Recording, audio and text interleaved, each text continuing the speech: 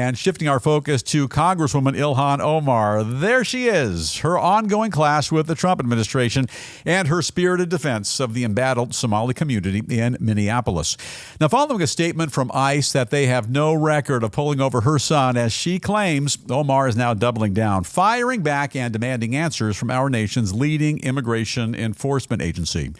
While refuting accusations that she made the whole thing up as part of an elaborate PR stunt, the Somalia-born lawmaker now saying that without a doubt, her own son and a bunch of other people as well, they were pulled over by ICE, racially profiled, she claims, and then forced to prove their U.S. citizenship by pulling out their passports.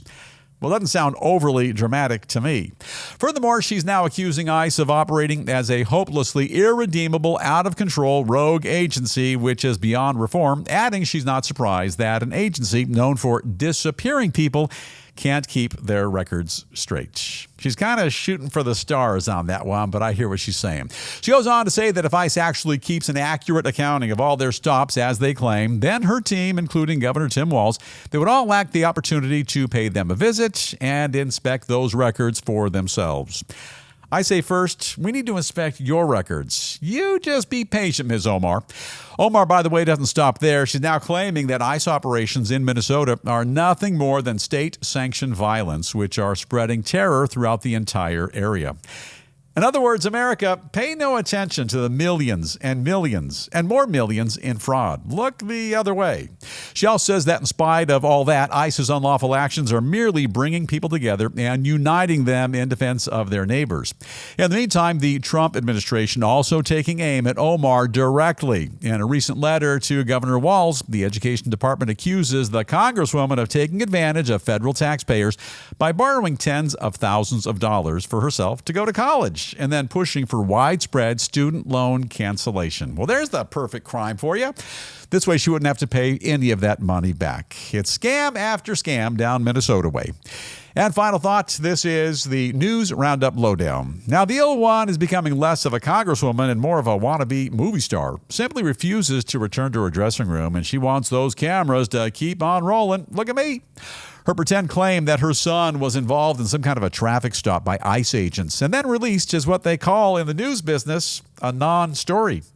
Additionally, ICE agents say this stop never occurred. And even if it did, nothing happened. Nobody was harmed, and life just kind of keeps rolling along. This is nothing more than a he said, she said. He said, she said, and absolutely nothing more. And by the way, if you're even a casual observer of all that's been happening in Omar's district with regard to, and by some estimates, $250 million worth of fraud, then you might agree that she has her priorities in a little bit of a tangle. I think she's kind of telegraphing her stance and making it very clear that she's trying to change the narrative away from her failed leadership, and all while trying to refocus everyone's attention on what may have been an ICE-related traffic stop. Say it isn't so. Hey, look, I have no pony in this race. It's up to you. You can believe well-trained ICE agents who are trying to serve and protect the community, or you can buy the bag of sour apples, Editor Pronoff, if we have a bag of sour apples. You can buy the bag of sour apples, which the Honorable Ilhan Omar is trying to sell.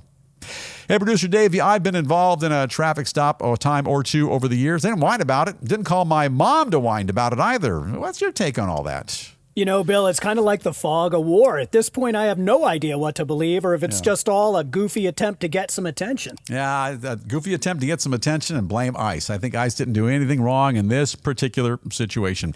In any event, in the overall scheme of things, sometimes in life, tragic events happen. A goofy alleged traffic stop by ICE agents that will never qualify as a tragic event, in my humble estimation. Just saying.